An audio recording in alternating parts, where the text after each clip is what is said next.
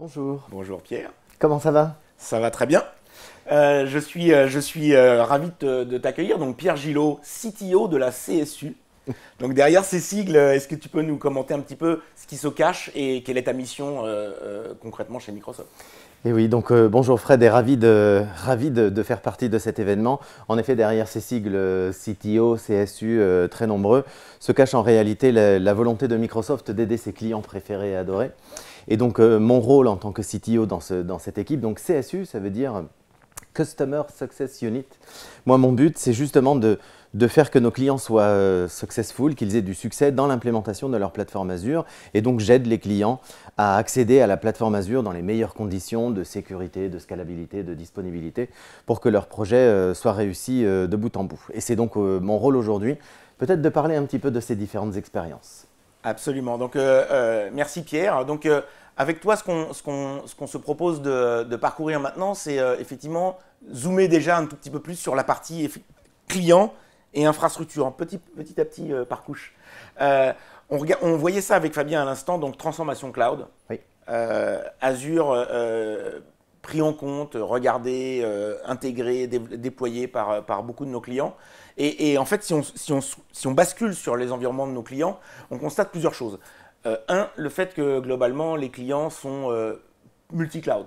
Oui. C'est-à-dire que, alors suivant la taille des entreprises bien évidemment, mais les clients, et c'est légitime, considèrent le fait de construire leur système d'information autour de différentes offres qui soient multi-cloud. Et quand je dis multi-cloud, c'est multi-cloud au sens large, que ce soit hyperscaler ou dans leurs environnements existants.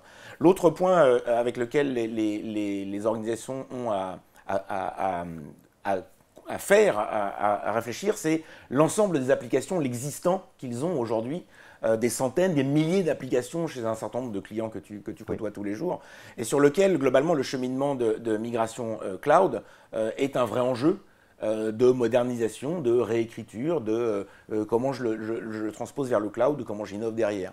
Et puis derrière, sur les aspects infrastructurels que j'évoquais à l'instant, on constate que les environnements des organisations, de nos clients, sont pluriels. Ils sont multiples, ils ont des différents types de technologies, que ce soit operating system, que ce soit les couches de virtualisation, on va y revenir très largement avec toi.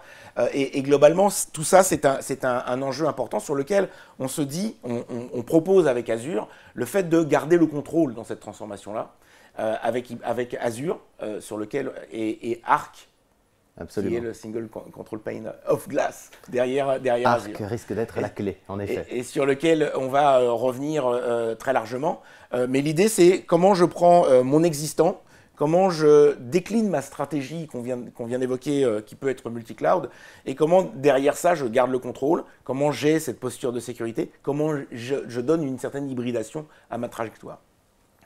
Derrière cet aspect hybridation, je le disais, on est dans un environnement qui va être effectivement complètement multi-cloud. Oui. Et les enjeux que nos clients te remontent et sur lesquels on va revenir, sont vraiment autour de la partie d'un certain nombre de thèmes qu'on va retrouver dès l'infrastructure, si je puis dire, qui sont les postures de sécurité.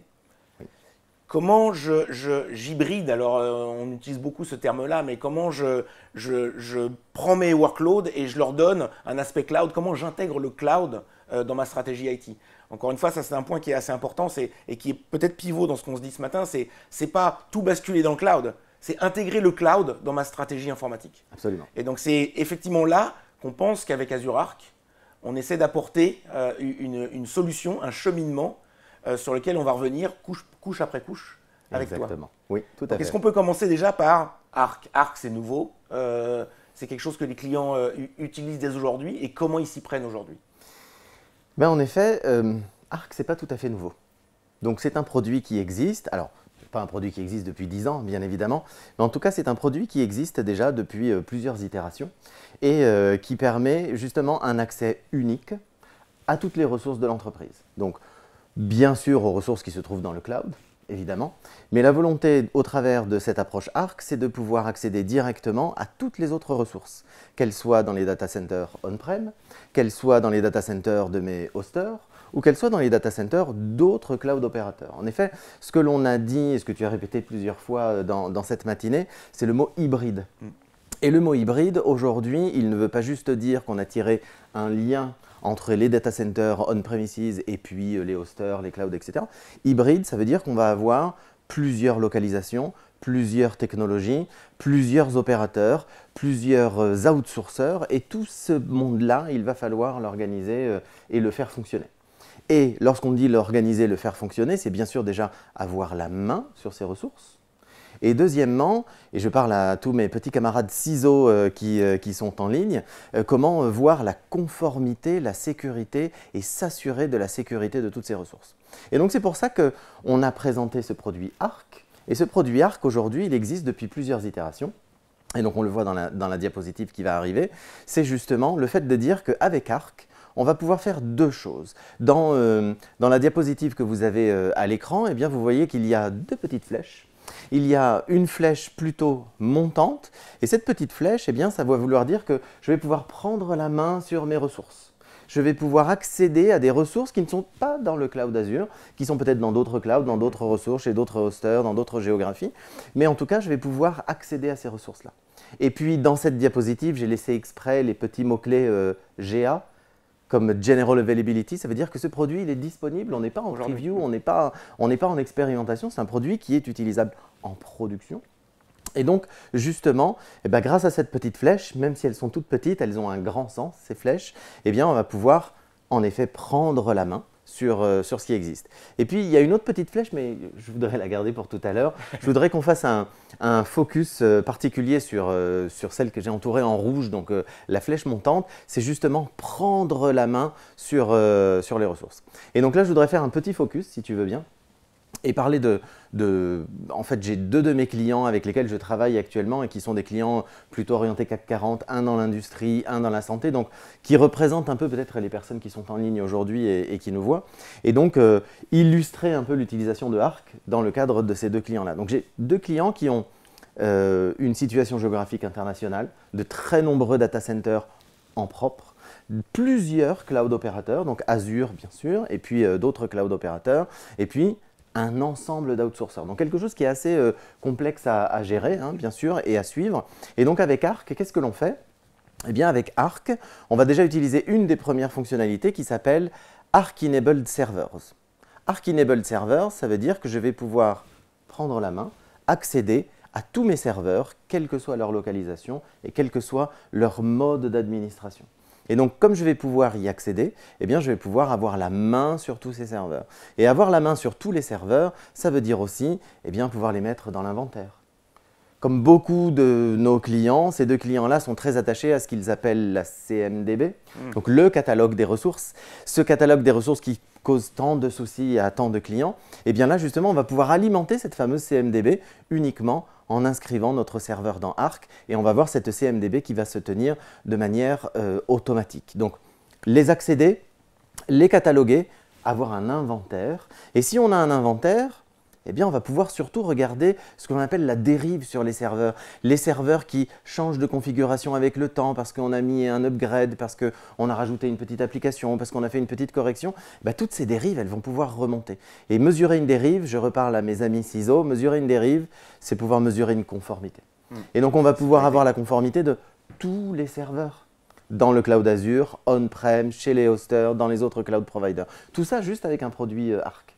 Et la cerise sur le cadeau, sur le gâteau, la cerise sur le gâteau, eh bien la sécurité. Donc tout à l'heure je parlais de conformité, mais en réalité, on va pouvoir activer un grand nombre de services de sécurité qui existent déjà dans Azure. Eh bien ils seront activables directement sur ces serveurs. Et donc voilà pour les serveurs. Et ça avec une infrastructure absolument. Donc on a une infrastructure uniforme, qui est uniforme et on va utiliser les mêmes outils sur tous les serveurs, quelle que soit leur localisation ou quel que soit leur hébergement. Ou quelle que soit leur nature. C'est-à-dire qu'en fait, on a souvent l'impression que Azure égale workload Microsoft, mais il y a beaucoup de Linux chez nos clients. Tout à fait. Ce n'est pas parce qu'on est chez Microsoft qu'on fait que du Microsoft. Et plus de 60% des cœurs dans Azure, c'est du Linux. Exactement. Donc, dans la mesure où plus de 60% des cœurs chez Azure sont du Linux, bah c'est le cas aussi chez nos clients. Donc on ne va pas se limiter uniquement à de la technologie Microsoft. Et donc en effet, ce que vous voyez à l'écran, c'est un début de liste des systèmes d'exploitation qui sont déjà supportés. Il y en a d'autres bien sûr, mais vous voyez qu'on a un mix de Linux, de distributions connues, de distributions. Vous voyez ici, on a même l'AWS Linux. Donc quand je parlais tout à l'heure de autres cloud providers, eh bien on a un ensemble de systèmes d'exploitation qui sont supportés. Donc si j'ai un système d'exploitation, je peux activer Arc. Et si je peux activer Arc, automatiquement, comme on l'a dit tout à l'heure, je prends la main, je mets dans l'inventaire, je fais la conformité, j'ai la sécurité. Et en plus de tout ça encore, eh bien, je vais avoir tous les services de sécurité Azure qui sont immédiatement disponibles sur ces serveurs.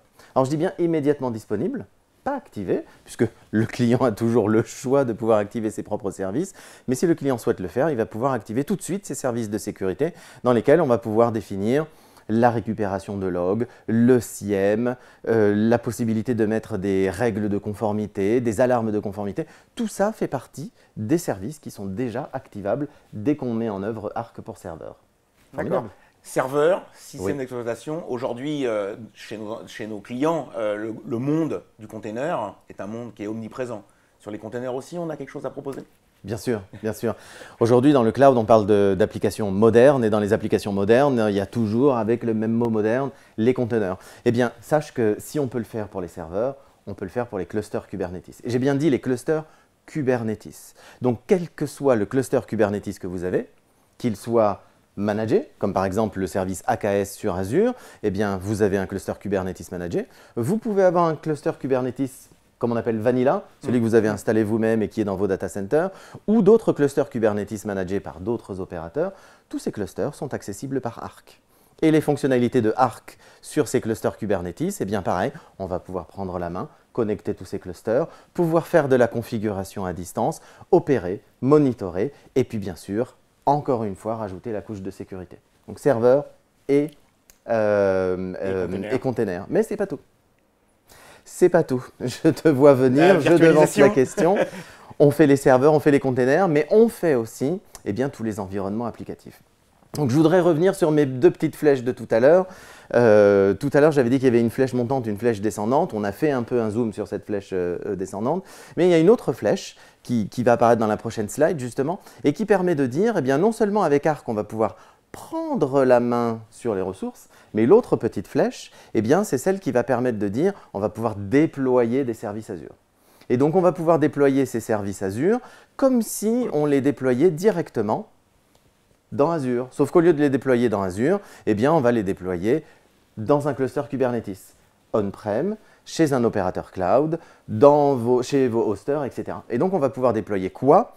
Justement, ce qu'on va pouvoir déployer, sur la prochaine diapositive, c'est les applications, les services managés. Souvent, dans les applications modernes, on a quoi? Des API, de la gestion d'événements, des fonctions managées, des fils de messages, etc. Tous ces éléments-là, on va pouvoir les déployer comme des services Azure, parce que ce sont des services Azure, mais on va les déployer chez soi, on-prem, chez un autre cloud opérateur, etc. Mais là, je pense que je dévoile un tout petit peu peut-être. Oui, tu dévoiles un petit peu la suite et surtout, je voudrais que tu reviennes 15 secondes sur l'aspect du monde virtualisé. C'est-à-dire qu'en fait, on n'a pas parlé de VMware. Chez nos clients, beaucoup d'investissements autour de VMware, beaucoup de compétences. Et là, on a des annonces. C'est vrai. Je l'ai sauté rapidement. C'est vrai. Et pourtant, c'est une annonce majeure. Donc, tout à l'heure, on a parlé de prendre la main sur les machines, de prendre la main sur les containers et prendre la main, bien sûr, sur les environnements virtualisés. Donc, Hyper-V, bien sûr, mais les annonces récentes, c'est surtout VMware. Et quand je parle de VMware, c'est surtout la possibilité de piloter le VMware. C'est de pouvoir enregistrer un vCenter dans Arc et donc de gérer ce que l'on appelle le cycle de vie des machines virtuelles. Créer des nouvelles machines virtuelles, le cycle de vie, donc modifier, redémarrer, etc. des machines virtuelles, depuis un simple et unique point d'administration. Voilà pour la partie VMware. Donc, en résumé rapide sur les offres Arc, les VM, bien sûr, les clusters Kubernetes, la virtualisation et puis la possibilité de déployer des services partout où on veut. Voilà. Merci Pierre. Merci beaucoup. C'est un parcours assez rapide sur les aspects infrastructure. Aujourd'hui, tout ça disponible, quelques annonces. Maintenant, on va peut-être zoomer avec Eric et Fabien dans quelques minutes qui vont nous rejoindre pour aller creuser de la même manière sur les environnements applicatifs, la capacité de moderniser et surtout d'innover avec Azure Arc autour d'Azure. Merci beaucoup.